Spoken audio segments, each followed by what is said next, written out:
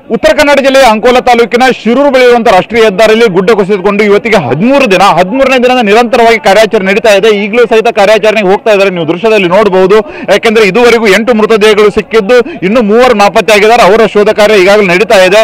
ನಿನ್ನೆಯೂ ಸಹಿತ ಈಶ್ವರ್ ಮಲ್ಪೆ ಅವರ ತಂಡ, SDRF ಮತ್ತು NDRF ಅಷ್ಟೇ ಅಲ್ಲದೆ ನೇವಿ ಅವರ ತಂಡವೂ ಸಹಿತ ಸ್ಕೂಬಾ ಡೈವ್ ಮಾಡುವುದರ ಮೂಲಕ ಈ ಕಳೆದ 2 ದಿನಗಳ ಹಿಂದೆ ನಿವೃತ್ತ ಸೇನಾಧಿಕಾರಿಯಾಗಿರುವಂತಹ ಇಂದ್ರಬಾಲನ್ ಅವರ ತಂಡ ಪ್ಲಸ್ ನೇವಿ ಮತ್ತು ಆರ್ಮಿ ಅವರು ತಮ್ಮ ತಂತ್ರಜ್ಞಾನದ ಮೂಲಕ ಅಲ್ಲಿ 4 ಮೆಟಲ್ ಡಿಟೆಕ್ಟರ್ಗಳ ಮೂಲಕ ಅಲ್ಲಿ ಏನು 4 ಕಬ್ಬಿಣದ ವಸ್ತುಗಳಿದೆ ಅಂತ ಏನು ಪತ್ತೆ ಹಚ್ಚಿದ್ರು. ಆ ಸ್ಥಳದಲ್ಲಿ ಈಗಾಗಲೇ ಸ್ಕೂಬಾ ಡೈವ್ ಮೂಲಕ ಅಲ್ಲಿ ಯಾವ ವಸ್ತುಗಳಿದೆ ಎಂಬುದರ ಪತ್ತೆ ಮಾಡುವುದಕ್ಕಾಗಿ ಈಗಾಗಲೇ ಕಾರ್ಯಾಚರಣೆ ನಡೀತಾ ಇದೆ. ನಿನ್ನೆ 3 ಸ್ಥಳಗಳಲ್ಲಿ ಅವರು ಕಾರ್ಯಾಚರಣೆಯನ್ನು ಮಾಡಿದ್ರು. ಅವರು 3 ಸ್ಥಳಗಳಲ್ಲೂ ಸಹಿತ ದೊಡ್ಡ ಮಟ್ಟದಲ್ಲಿ ಮಣ್ಣು ಮತ್ತೆ ಕಲ್ಲು ಬಿದ್ದಿರುವುದರಿಂದ ಅಲ್ಲಿ ಯಾವುದು ವಸ್ತು ಇದೆ ಎಂಬುದನ್ನು ನಿಖರವಾಗಿ ಗೊತ್ತಾಗಿಲ್ಲ. ಒಂದು ಕಡೆಗೆ ಮಾತ್ರ ಹೋಟೆಲ್ನ ತಗಡು ಇರುವುದು ಗೊತ್ತಾಗಿದೆ.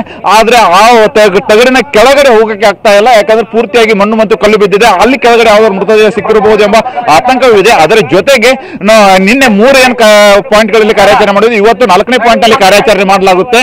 ಆ 4ನೇ ಪಾಯಿಂಟ್ ನಲ್ಲಿಯೂ ಸಹಿತ ಕಾರ್ಯಾಚರಣೆ ಮಾಡಬೇಕಾದ್ರೆ ಅಲ್ಲಿ ಇಲೆಕ್ಟ್ರಿಕಲ್ ವೈರ್ಗಳ ಅಡ್ಡಿ ಬರ್ತಾ ಇತ್ತು. ಆ ಇಲೆಕ್ಟ್ರಿಕಲ್ ವೈರ್ಗಳನ್ನ ತೆಗೆಯುವುದಕ್ಕೂ ಸಹಿತ ಈಗಾಗಲೇ ಎಸ್ಕಾಂ ಸಿಬ್ಬಂದಿಗಳು ಸಹಿತ ಅಲ್ಲಿ ಹೋಗ್ತಾ ಇದ್ದಾರೆ.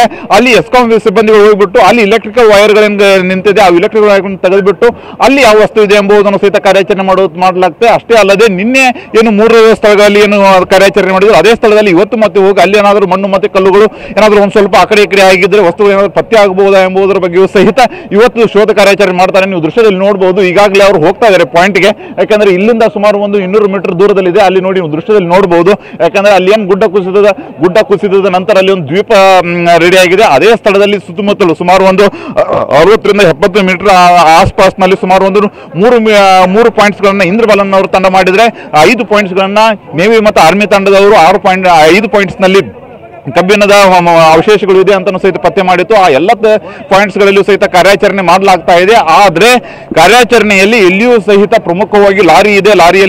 ಲಾರಿ ಚಾಲಕ ಅರ್ಜುನ ಇದ್ದಾನೆ ಮತ್ತು ಉಳಿದಿರುವಂತಹ ಲೋಕೇಶ್ ನಾಯಕ್ ಮತ್ತು ಜಗನ್ನಾಥ್ ನಾಯಕ್ ಅವರು ಇದ್ದಾರೆ ಎಂಬುದರ ಬಗ್ಗೆ ಯಾವುದೇ ರೀತಿಯಾದಂತಹ ಮಾಹಿತಿ ಇದುವರೆಗೂ ಸಿಗ್ತಾ ಇಲ್ಲ. ಇವತ್ತು 13ನೇ ದಿನ. ಇವತ್ತೇನಾದರೂ ಯಶಸ್ಸು ಸಿಗದೇ ಇದ್ರೆ ನಾಳೆ ಮತ್ತೆ ಸೆಕೆಂಡ್ ಲೆವೆಲ್ ಕಾರ್ಯಾಚರಣೆಗೂ ಸಹಿತ ಈಗಾಗಲೇ ಜಿಲ್ಲಾಡಳಿತ ಚರ್ಚೆ ಮಾಡಲಾಗ್ತಾ ಇದೆ ಅಂತ ಸಹಿತ ಹೇಳಲಾಗ್ತಾ ಇದೆ. ಕ್ಯಾಮರಾಮನ್ ದಿನೇಶ್ ಜೊತೆ ಸೂರಜ್ ಉತ್ತರೆ, TV9 ಕಾರವಾರ.